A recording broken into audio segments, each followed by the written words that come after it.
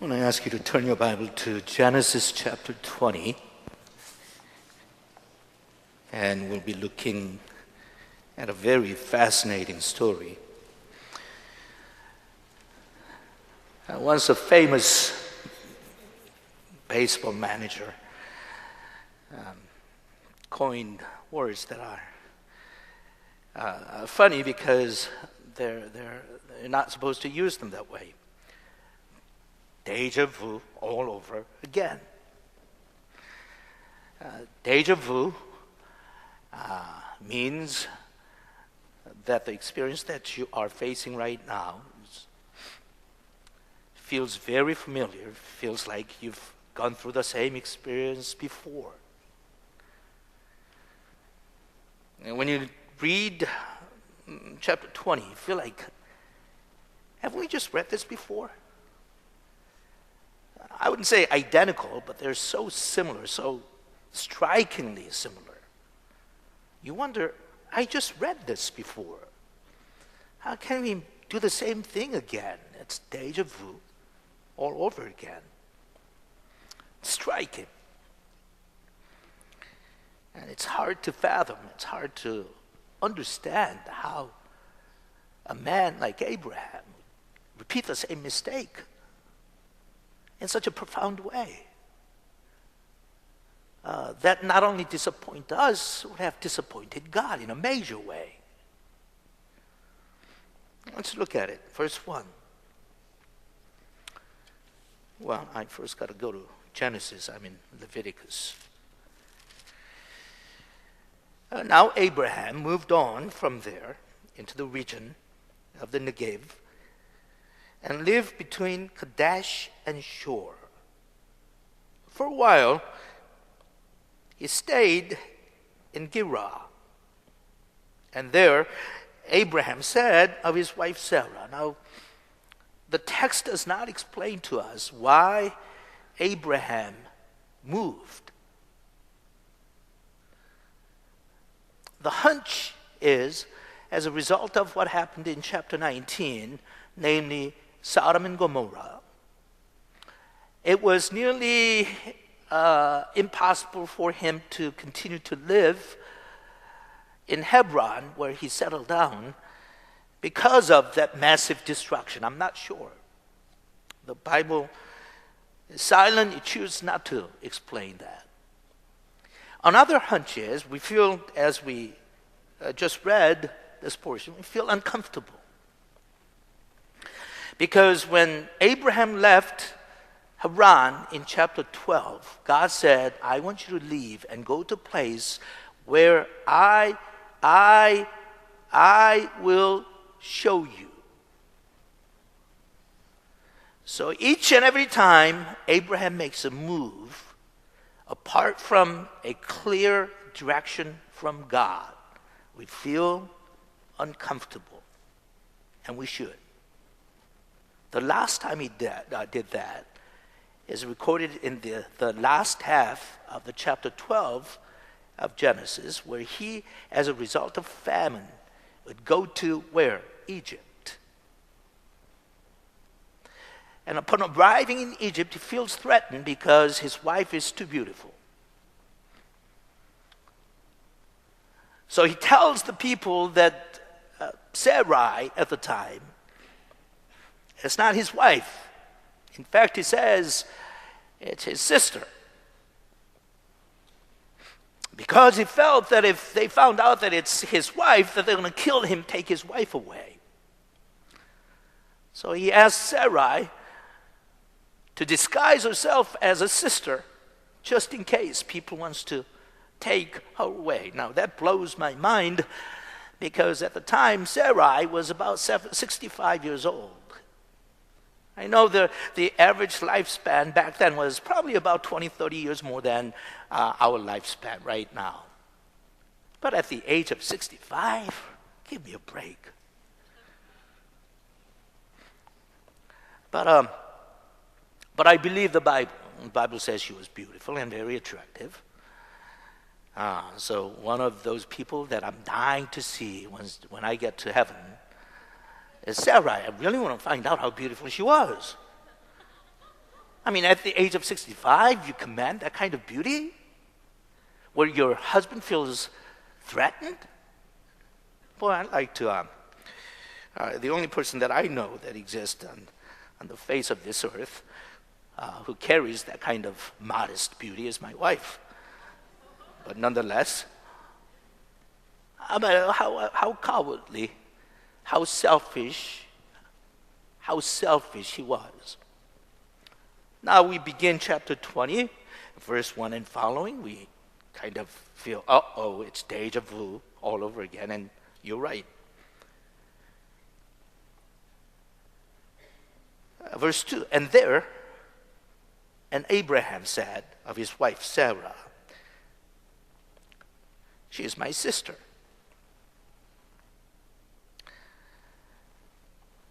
Then Abimelech,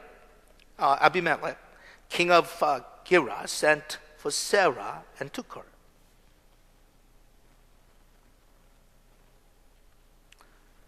But God came to Abimelech in a dream one night and said of him, God said, you're as good as dead because of the woman you have taken. She is a married woman.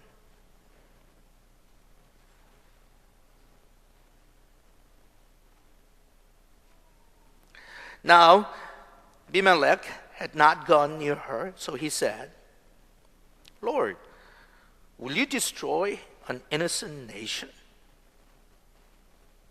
Did he not say to me, she is my sister, and didn't she also say, he's my brother? I have done this with a clear conscience and clean hands. And God said to him in the dream, yes, I know you did this with a clear conscience.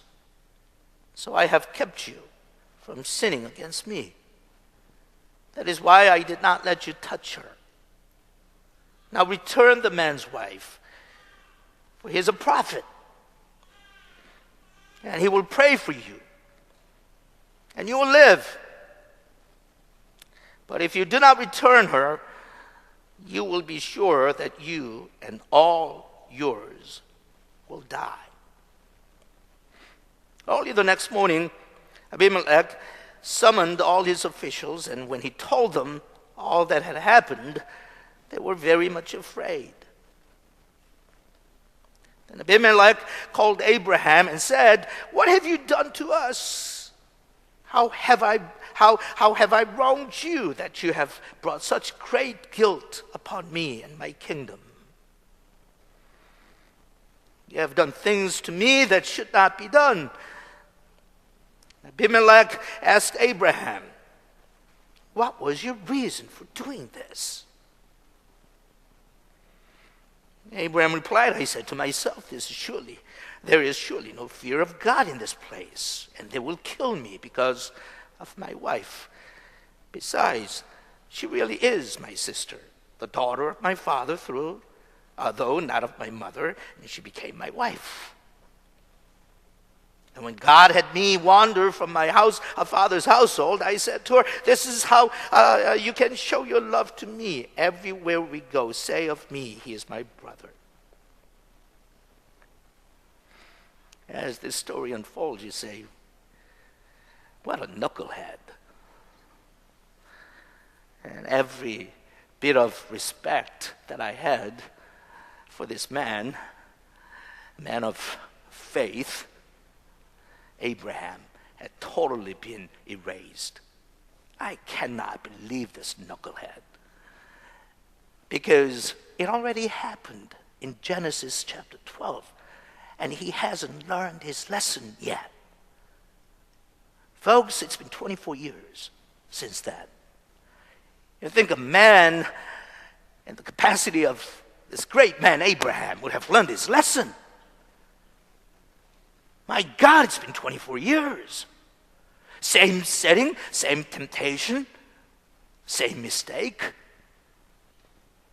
same tragedy.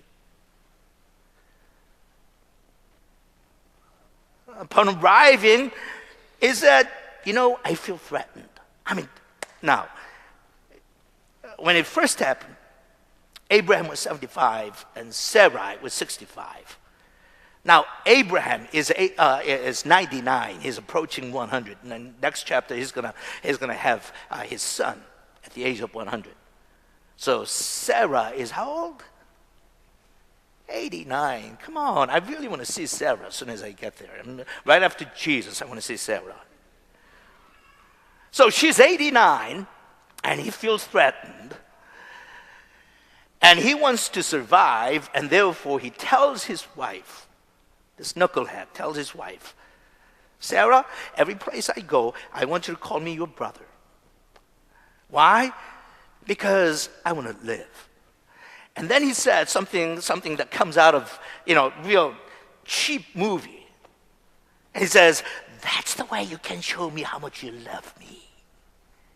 I mean, would you ever marry somebody like this? Huh?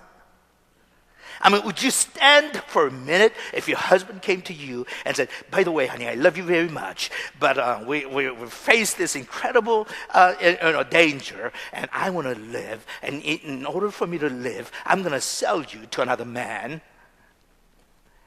And if they find out that you're my wife, they're not going to like it because they don't want to take somebody who's been married at the age of 89.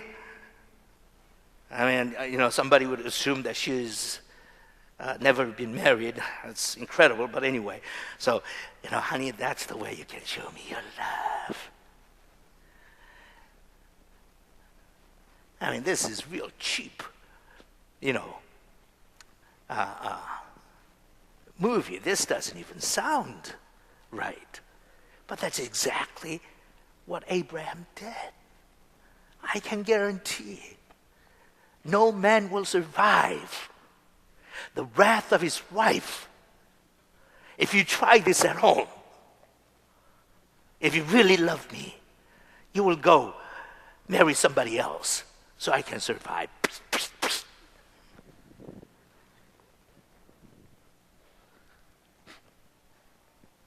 On top of that, do it twice. I know Sarah was beautiful, but I really question her IQ. Because she becomes a willing accomplice. She goes along with this stupidity. I guess that's where the phrase "takes two to tango" came out. Funny.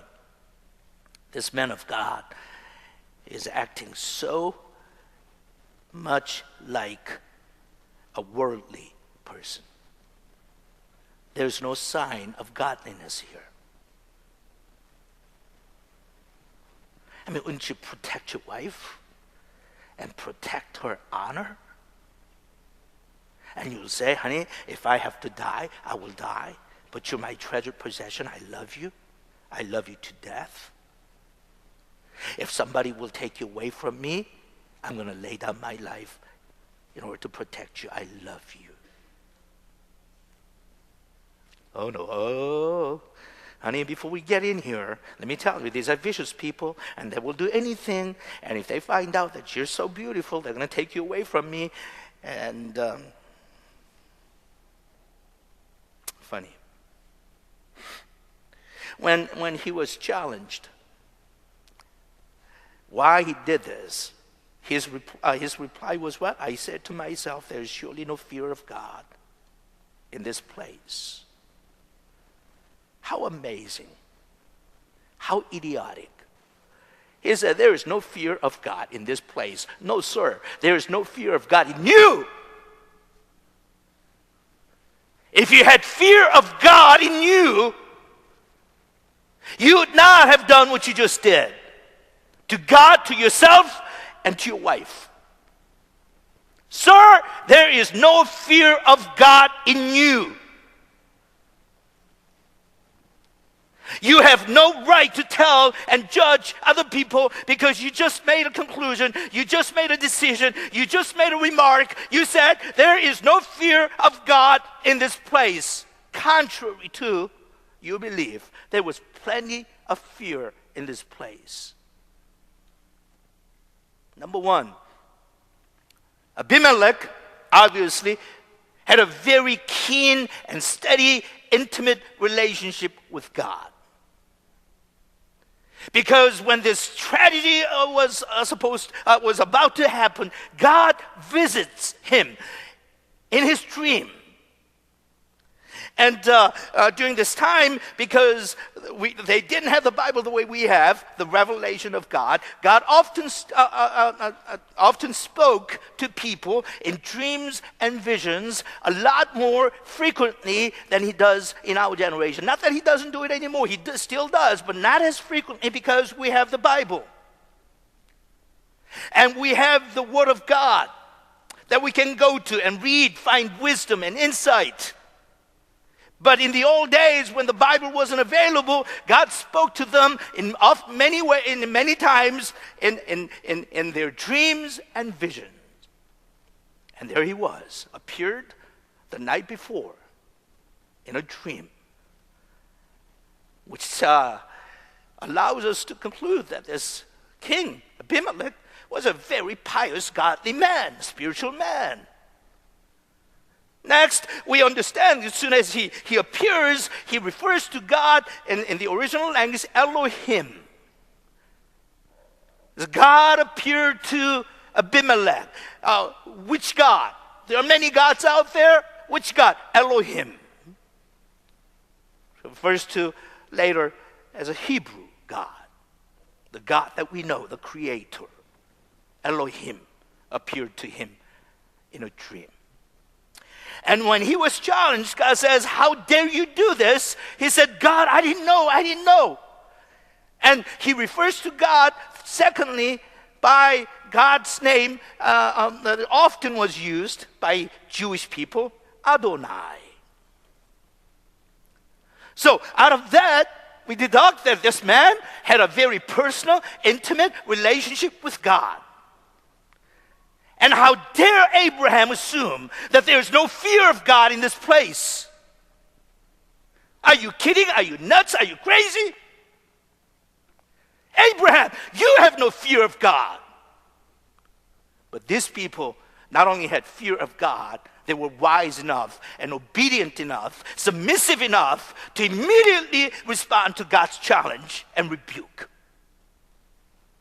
For goodness sake, Abraham, it's been 24 years. You've been taking a journey with God, and you haven't learned the thing. It's deja vu all over again. You're making the same mistake again. And yet, to your shame, here stands a Gentile king who says, I fear God.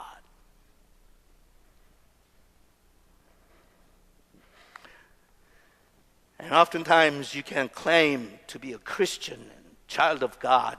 We can be very loud, we can shout and yell and do all kinds of things. But the world will look at us and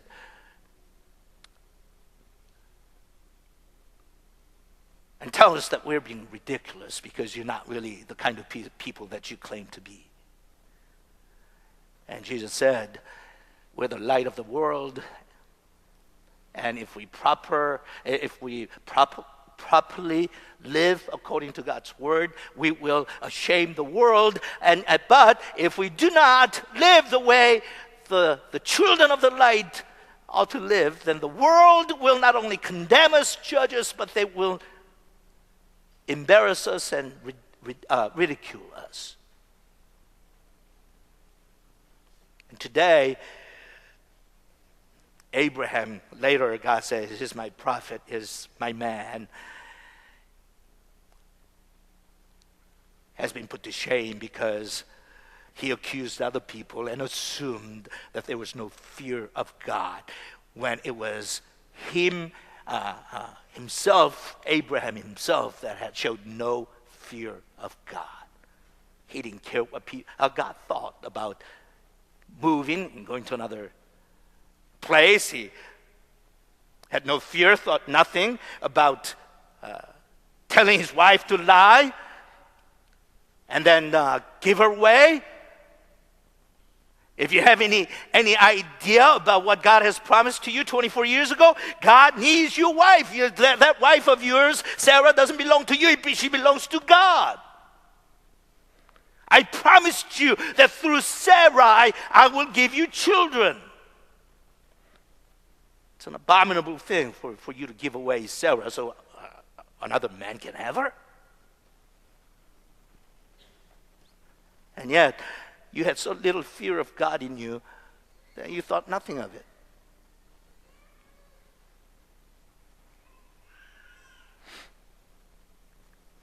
There's no fear of God. But look at this man. As soon as God shows up, tells him, you've done something wrong, you shouldn't have done it.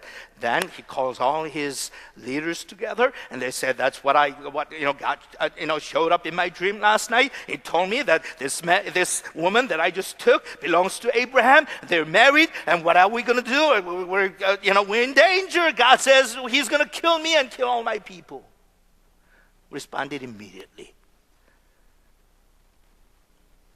How this man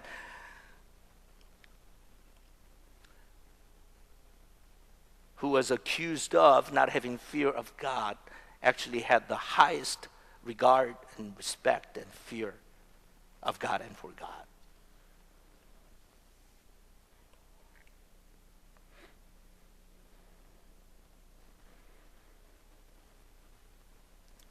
Abraham replied, I said to myself, and that's a problem, you said to yourself, it's all you thinking.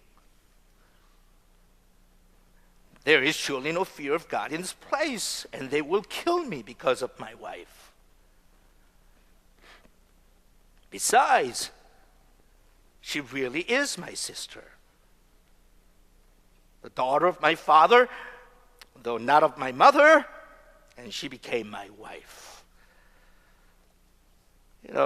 It was tolerated during this time to marry between relatives. So it is true that she was half-sister to Abraham.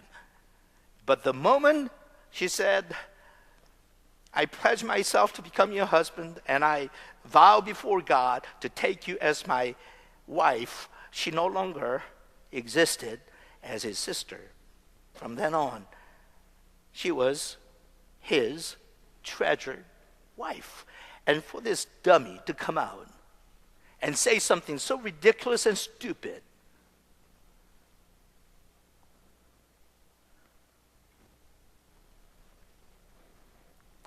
there's no honor.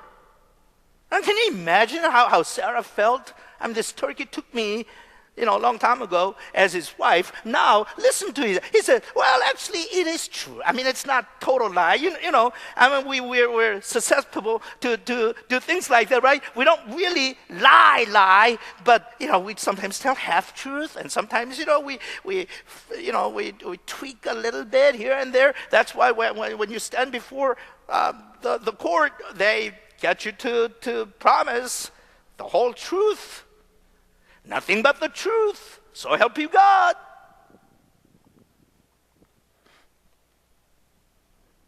He's saying, well, actually, this might work in the court of law, but this is not going to work in the court of God where conscience matters. God not only sees your action and your deeds, He's interested in your motives.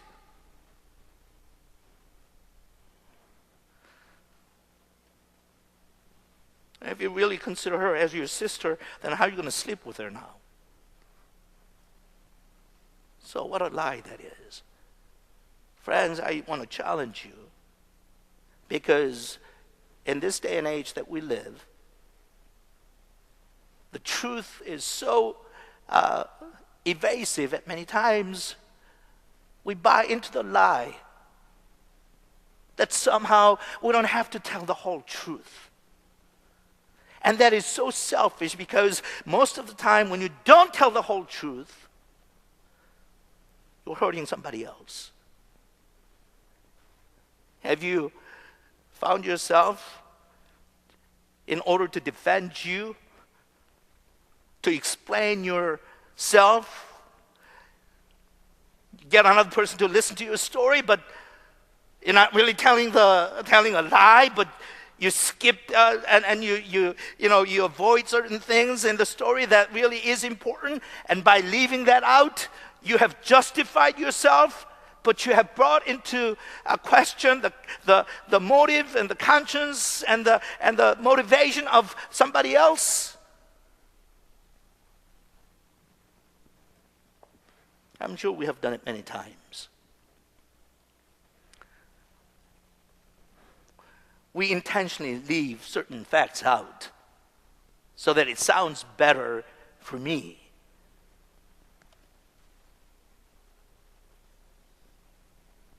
And that's shameful.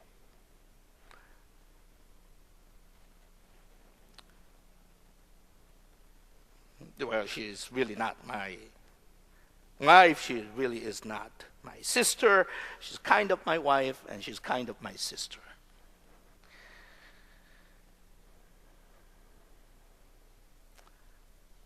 Those of you that celebrated Father's Day last week with your husband, thank God.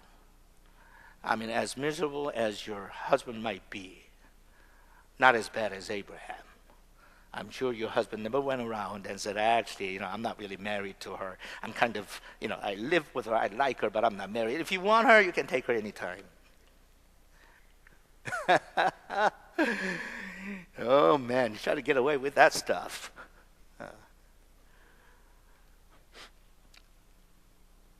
Forget about this, ideal beauty and wisdom and respect you had concerning this man. He was, if anybody had a weakness in their character, certainly Abraham did. So if you ever imagine that God chose Abraham because he was perfect, forget it. If you ever thought that, if your husband just becomes a godly man like Abraham, he wouldn't make any mistakes, forget it.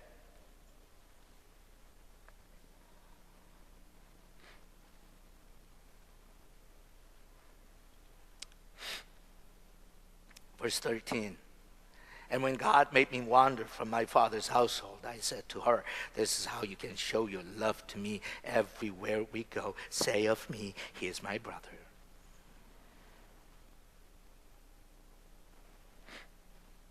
Can't imagine the damage that this has done to his wife on the inside. Then Abimelech brought sheep and cattle and male and female slaves and gave them to Abraham. And he returned Sarah, his wife, to him. And Abimelech said, my land is before you, live wherever you like. To Sarah he said, I am giving you brother. You know how the Bible, after the incident that David had with Bathsheba, the wife of Uriah, continues to say, every time the Bible mentions, not Bathsheba, what's her name? Bathsheba? Am I right? Yeah. The Bible doesn't say she's wife of David, but she's a wife of Uriah. Kind of nagging. David, I gave you Solomon, I gave you blessings, I gave you forgiveness, but God says, I'm not going to let you ever get away that you took somebody else's wife. Here, Abimelech says, I'm going to give back your wife, Sarah. Oh, oops, your sister. It's God's way of saying, I'm not ever going to let you get away with it.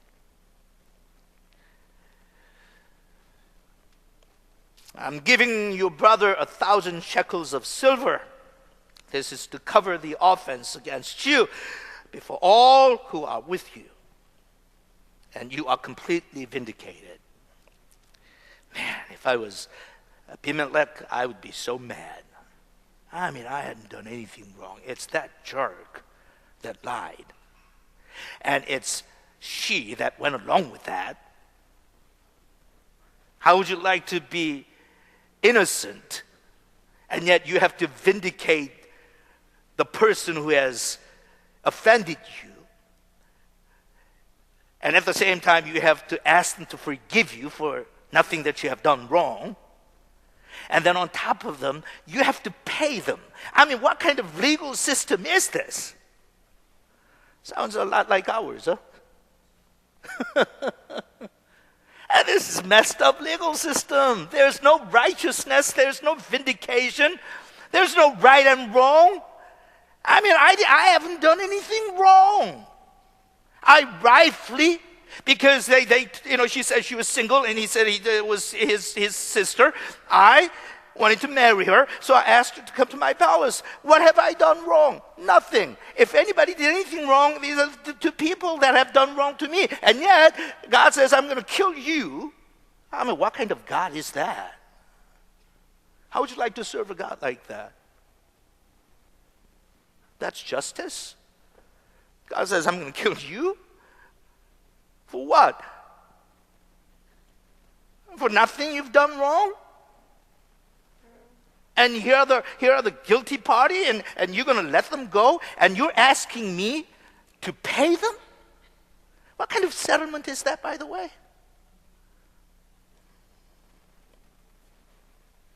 So any justice or sense of fairness you had expected from God should be completely eradicated by this story. God is not fair. It's not. I know. How do you know? I know.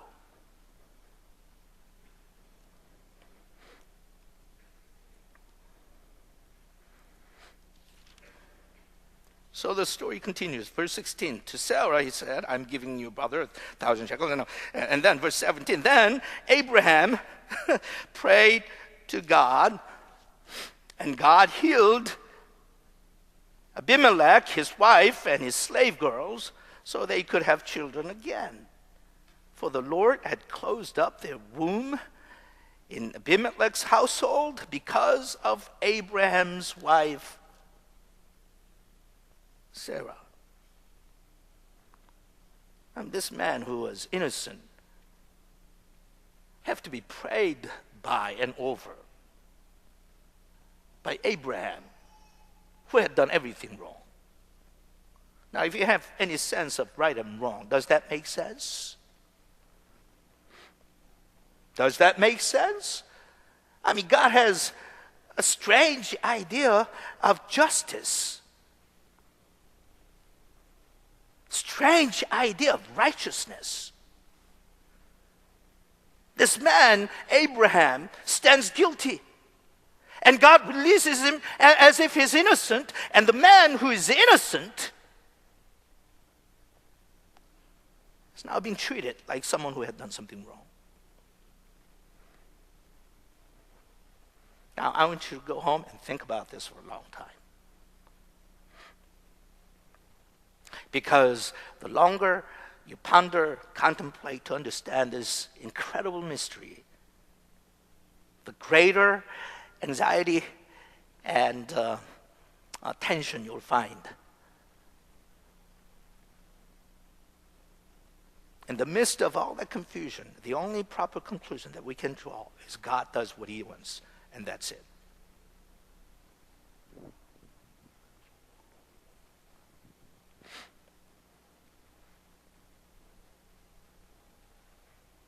Doesn't it? Doesn't make any sense. But then I say to you, try to make sense out of what happened on the cross on Calvary. And then come and tell me how that makes sense.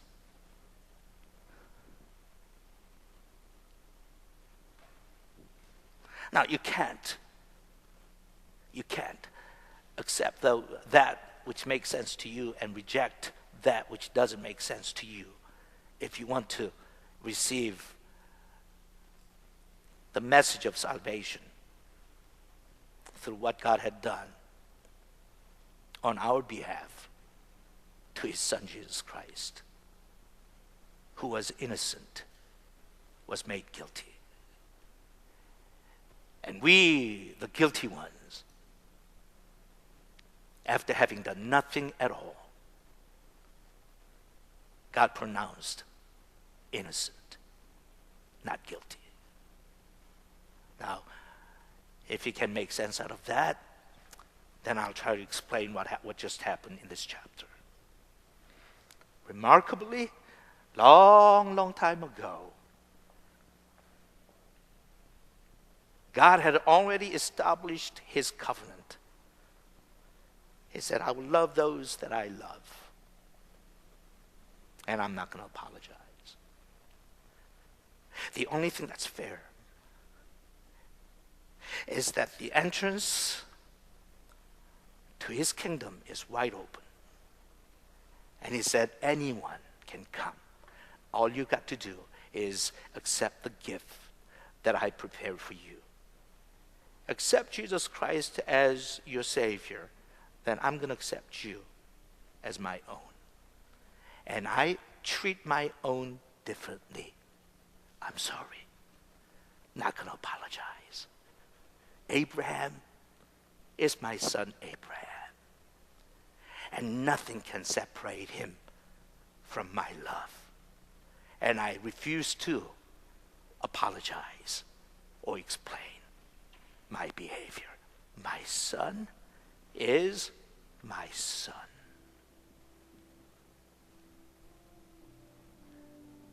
And that's what he says. Oh, he screwed up big time. Abraham disappointed God big time.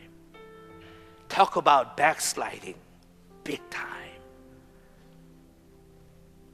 With every common sense, we like to cry out, Abraham, haven't you learned anything in the last 24 years? That you're not supposed to be that kind of husband? That you're not supposed to manipulate like that?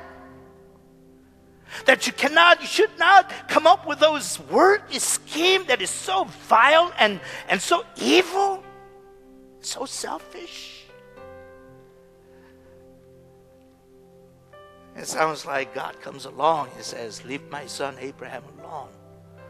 He's my son. And they will say, that's not fair. God says, doesn't matter. Because when I saved you, the whole world said it wasn't fair. But fairness was the last thing on my mind. Because I loved you. Loved you. Amazing God. So later, Apostle Paul says, to whom God has called, just like Abraham, he made them righteous. He said, you're righteous. He said, you're not guilty. He said, you're forgiven. And those whom he justified, are you hearing me?